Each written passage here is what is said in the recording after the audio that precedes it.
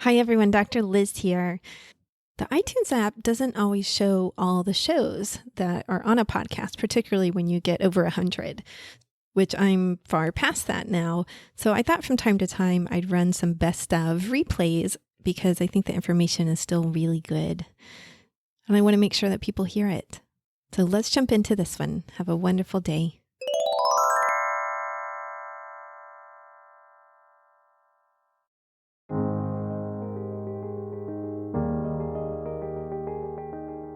Hi, this is Dr. Liz. Welcome to the Hypnotize Me podcast, the podcast about hypnosis, transformation, and healing. So this is the last birth story for a while. We've done a whole month of them, and they've been really interesting. But before we jump into this next one, I want to remind you that you can get a free hypnosis for a better pregnancy by joining my newsletter over at my website, drlizhypnosis.com. There's also hypnosis downloads over there now. So you can get one for a guided face massage, which my students just used to love during prenatal yoga. So go check that one out. There's one to reduce fear and anxiety. And there's also one if you're planning a cesarean birth, and you already know that. It helps reduce fear, helps lessen any potential complications, and it helps quicken healing after the birth. So it's really wonderful. All right, let's jump in now. So I'm here with my friend, Dayna Reader, who I've known for over 20 years now. A very long time. Yes. I've met her, and she's in the loft, recording in the loft. I'm here in Florida, all the way from California. Yes. She is a therapist in California and has a private practice there, but she's here today to talk about her HypnoBirth. So she is actually the first friend of mine that told me about HypnoBirthing. Her kids are like a little bit older than mine. So I'm going to have her tell us about it, how she first heard about it. So how did you first hear about it? I'm trying to think. I had my first child in 2000, and back then, before I had kids, I knew everything about having kids and everything there was to know about giving birth and how to do it right. I have air quotes around that. And I had ended up having a pretty traumatic birth. And what was traumatic about it?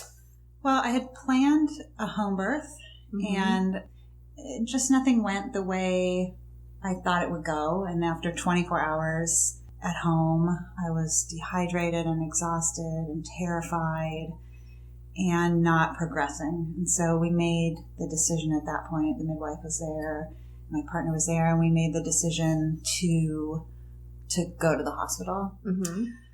So that was sort of at the 24-hour point in my labor, and it went on another 13 hours. Wow. And it was just really scary. And it was not, I did end up with a vaginal birth, but nothing else went the way I wanted it to go, either for myself or for my child or for my partner. And it left me feeling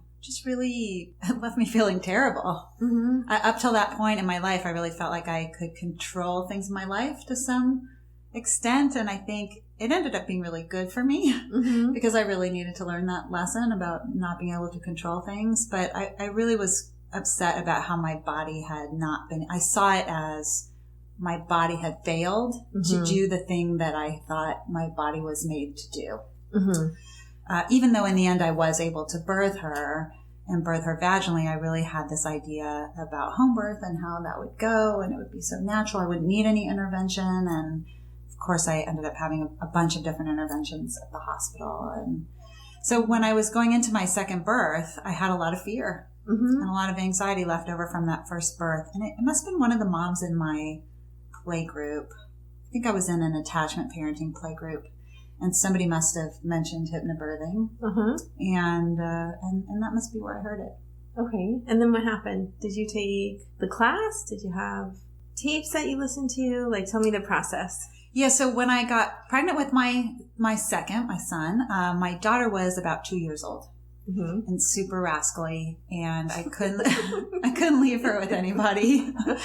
And we live on the coast south of San Francisco, And the only hypnobirthing classes they had were in the city, which is about a 40-minute drive from us. And so it was impossible. It felt impossible to us, for my partner and I, to drive to the city, to leave our daughter with somebody. Mm-hmm. So classes were sort of out. I don't know why I didn't feel like I could take it myself. Get to the city. I was a stay-at-home mom. Didn't really have any time to do that. So I ordered the book, the Marie Monken book, HypnoBirthing, and it came with a CD. This was 2003 or 2002 at the time.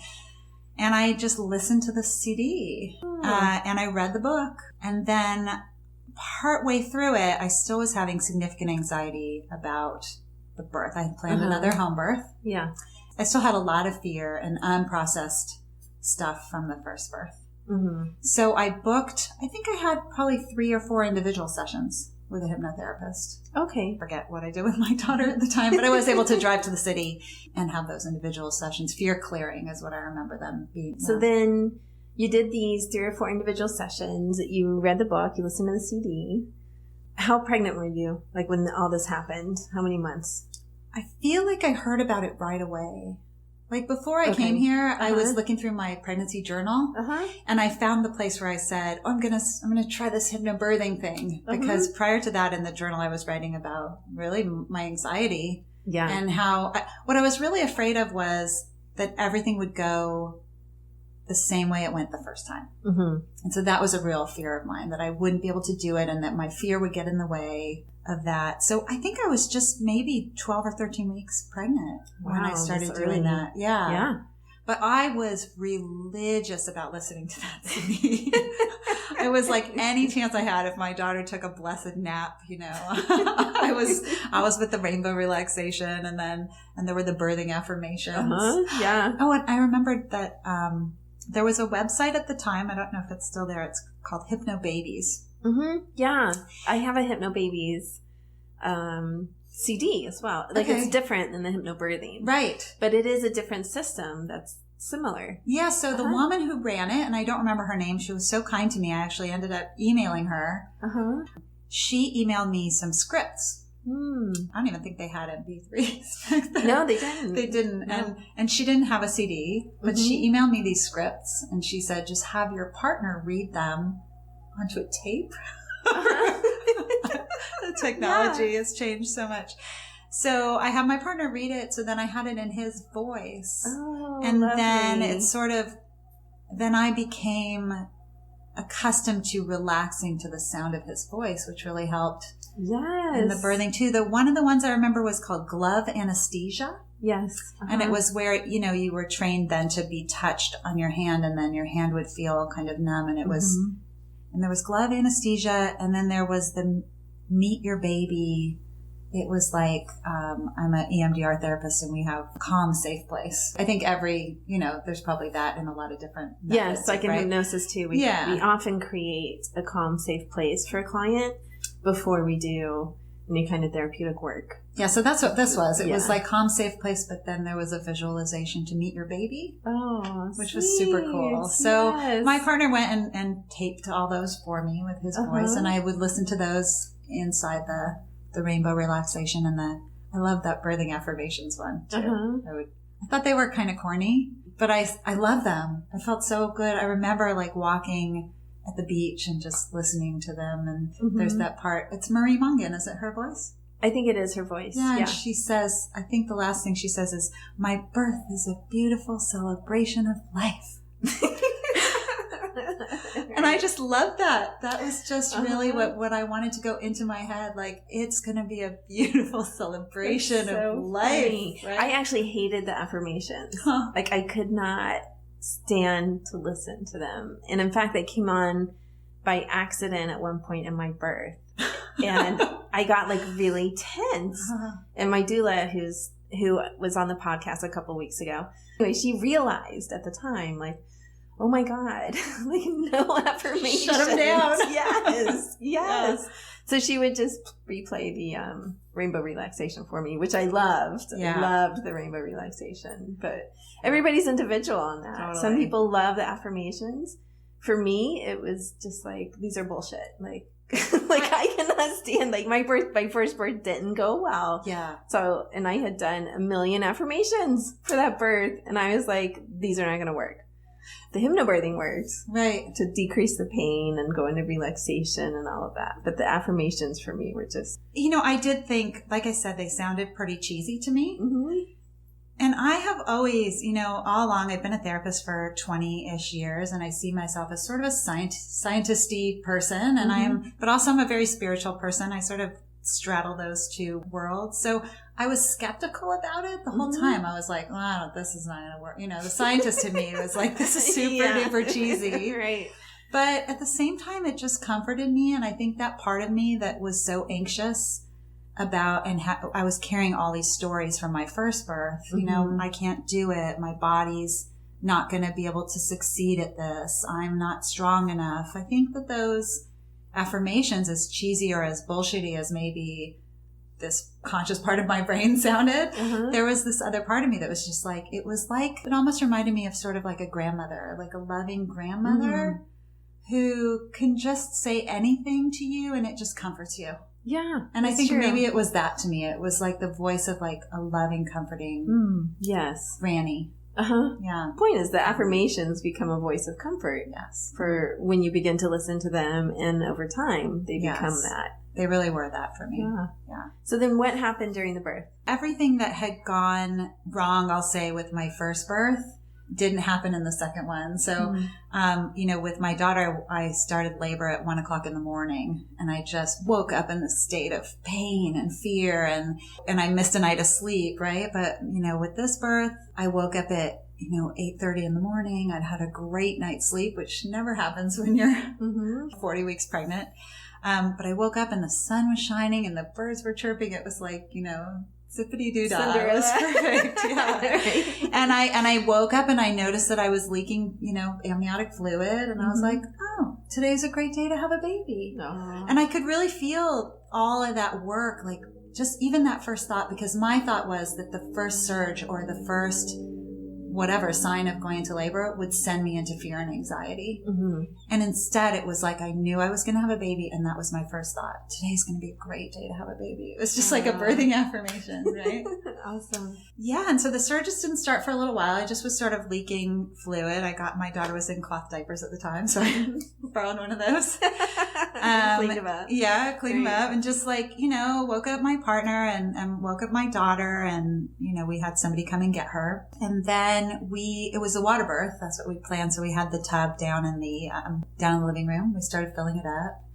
And then my partner and I just took a walk to the beach. I sat on the beach and I watched the waves coming in and out, and I just could feel the hypnobirthing. I could feel the work that I had done was just in my mind. Like, I didn't feel afraid. I felt the surges would start to come, and I just sort of watched the ocean and felt the surge. And I think there was another affirmation that was something about that the surges are your body's way of bringing your baby close to you or something. God, it's been, this was 13 years ago. My son is 13. He's almost 14 years old. Wow. So I felt relaxed and I felt calm, and we sat on the beach for a long time. And then we got up and started walking home. And it was really funny. I remember we ran into a lady who was walking when we were walking home, and she said, "Oh, when's your baby due?" And we were like, "Any minute." She thought she was just, we're getting home. So then we went home, and that must have been around, probably about 11 or 12. And we called our midwives and we called our doulas. I just, sat there sort of breathing and, listening. We had bought also 2 CDs that we got, the one that the Stephen Halpern. Yes. The Comfort Zone, which is the music in the background of the hypnobirthing. So I put that on. And we also had, one of the members of the Grateful Dead has a CD called Music to Be Born By. Or Be Born To. It has his son's prenatal heartbeat in it. Wow. Set to music. It's pretty fantastic. Cool. So that was on too, and that's a very hypnotic. Yes. With this kind of music.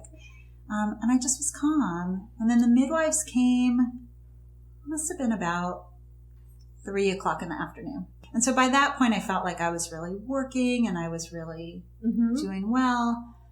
And they came, and I was declining all internal exams. What I really wanted was an unattended birth. I wanted to just trust myself and trust my own body. I felt like any kind of intervention last time had really gotten me out of my zone. And my midwives really respected that. So they came, but they, without doing an internal exam, said, just from the length and the strength of your surges, we think you're still in early labor. And I remember that made me feel discouraged. Because that's what happened the first time, right? So then the midwives left, and they said they would come back when my labor was stronger. I should call them when the labor got stronger. But I put on the birthing affirmations, and I sat on the couch and I closed my eyes, and it got me, bam, right back into the positive headspace. Yeah. Just by listening to that. So it was really that was huge. Yes. Yeah. So then it just went on. We ordered a pizza.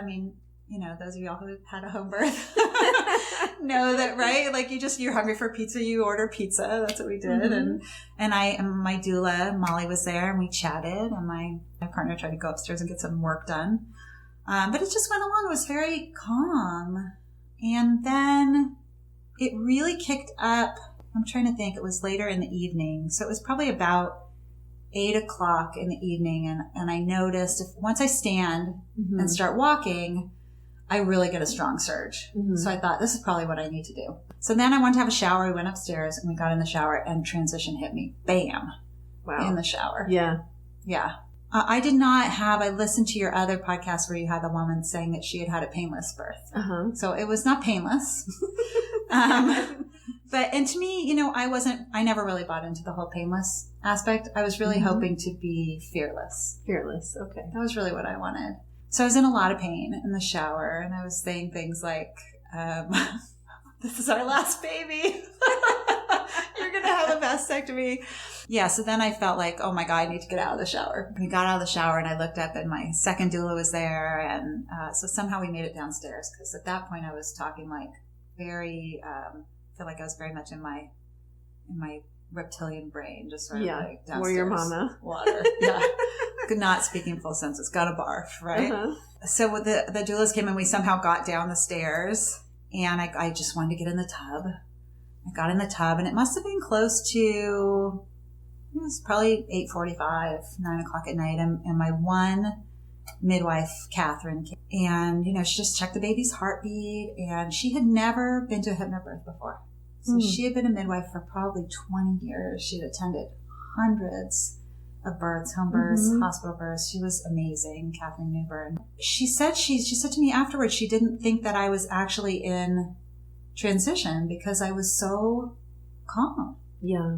I was so really calm. And we have a photograph of me just leaning back in the tub, and I look like I'm meditating. Yes. Yeah. So she was surprised that I was as far along as I was. And then all of a sudden he started crowning. And it was just, and that was the point where, it was the burning ring of fire. And that was the one point, we have a video of it, and I started saying, oh my God, oh my God, oh my God, oh my God, oh my God. And I looked up at my doula, Tasha, and I said, I can't do it. And she and Molly and my partner and Catherine, the midwife, they all just started laughing. And they said, you are doing it. We're warming up the towels. The baby is coming. The baby is coming. You're doing it, right? Yeah. And I did have this thought in my head too, like, I'm doing this. Like, I'm giving birth at home. Right? Wow. Actually, I'm feeling like I'm remembering it wrong, because there was a part where I think I was pushing and he was crowning, and there were no midwives there. This was before Catherine came. Okay. Because I remember thinking, there are no midwives here. And that's okay. Oh. I was so calm that I was like, this is going to be fine. Like, I'm going to do this. I'm going to birth this baby. I was so calm. Yeah. And Catherine came after that. Oh. Yes. Yeah. So she came, and then the other midwife, Renee, came just in time to tell me, at the very end, to say, focus. You're going to take one deep breath. And you're just going to breathe this baby out, which was another thing I loved about HypnoBirthing, right? Yes. We talked about breathing the baby out, right? Breathe love down to your baby. Right. And instead of pushing, the concept is to breathe the baby out. Yeah. It's really effective. And you practice this breathing. The 4-8 breath, the J breath is the pushing breath. The J breath, yes. During hypnobirthing. And it's very effective and really a lovely way to just think of the baby. Because you can really picture too, like, I would breathe the love down to my baby, and I really felt like this is what's bringing him out. I didn't know it was a him, but like just breathing it's, and you're not like my body was not so tense. And so, it was just, also because it was a water birth, it was just sort of stretching. And then he came out. He was just floating there in the water. And this was before digital cameras. So Molly, the doula, had a camera with film in it. And we had just run out of film just as he was coming out like that. And I could hear her trying to put it back in. But I will never forget. I mean, I don't need a photograph of it. You know, it's going to make me cry 14 years later. But he came out, and Catherine just gave him a little push because he was sort of floating behind me. Wow. And I looked down in the water, and he was just floating underneath the surface like a little frog, like moving his arms and legs. And he was smiling. It's beautiful. It was so incredibly beautiful. And I was so beside myself that Catherine said, reach down and pick up your baby. He was just swimming, right? Because before they breathe air, they just can breathe in the water. And I picked him up, and he was smiling. That boy came out of me smiling. And I held him, and he nursed. And we stayed in the water and really let the cord stop pulsing. And I don't think I birthed the placenta for quite a while there. But what Catherine said was that later she said, I don't think he knew that he'd been born. Like, it was so calm, and it was such a natural transition from the womb. And I was so calm. Yes. And I was just filled with this sense of like power, right? Like, my body did this. And I will tell you that there have been times since then, in the last almost 14 years, where I go back to that moment and I think like, oh, this body can do anything. Right? And I really think it had a lot to do because I was filled with fear before I found hypnobirthing. That's the truth. Yeah. And I did not have one moment of fear. I feel like I could have gone into the mountains and squatted under a tree and squeezed that baby out with the help of hypnobirthing. Yes. Right? It is truly powerful. It really is. I did not have a speck of fear. Wow. Yeah. And I am a person who, anxiety is where I go in my dark hours. And, and there was not even a speck of that. Wow. It was maybe the most beautiful day of my whole life. Amazing. Yeah. Yeah. I'm not quite sure what to say after that, beautiful story, really. But I know we are running out of time here on the podcast. So tell people how to find you, because Dayna does a lot of EMDR in her practice now, right? You deal with trauma. Yes. She certainly would deal with birth trauma and releasing that. Absolutely. So tell people how to find you in California. Yeah. So my website is DaynaReader.com, DaynaRead as in dog, ER. And I practice in San Mateo, California, which is on the peninsula, just south of San Francisco and just north of San Jose. Do EMDR therapy, which is great healing for any kind of trauma. I work with moms who've experienced birth trauma. I also work with survivors of sexual abuse who sometimes can feel triggered by birth. Absolutely. And by breastfeeding. Yes. And so that is work I love to do. I love to work with pregnant moms and just help them clear that fear. I really believe that if all women birthed this way, that we would take over the world. Because whenever I meet another home birth mom, I just think sister, we could do this thing, right? Yeah. So, I recommend it to anybody. Yeah, just do it. I mean, even if, and if the only thing you can do is get the MP3s or whatever it is these days, then do it and just listen to them. I would put it on every night. I'd pass out by orange on the rainbow. Totally orange. On the rainbow relaxation. But it worked. That's all I can say. I was skeptical the whole time, and it worked. Yes. So that's me. Yeah. Thanks for being here. Yes. Thank you. This was fun. That was such a fun interview with my longtime friend, Dayna Reader.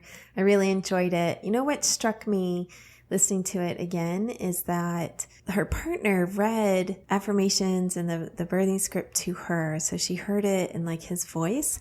And I think that's a wonderful idea. Like that is so easy these days with the recorders on our smartphones. So do it in your own voice, or have a loved one read it to you, or have your partner read those affirmations to you about having a beautiful birth. That's if you like affirmations, right? So anyway, I hope you enjoy the new outro that's on. I got some feedback about the other one that is just too salesy. And my friends were like, Elizabeth, you're not very salesy and it sounds so salesy. And I was like, oh, sometimes you need someone to like hear it for you. So I hope this one sounds friendlier. All right. Have a great week. Peace. Hey guys, if you like this episode, do Dr. Liz a favor and rate, review, and subscribe on whatever player you like the best. Or better yet, tell a friend about the podcast so Dr. Liz can send her kids to college. If you want to learn more about Dr. Liz, just head over to Dr. Liz Hypnosis. That's DRLIZ hypnosis.com. Check out the hypnosis downloads and join the newsletter. And have a great week.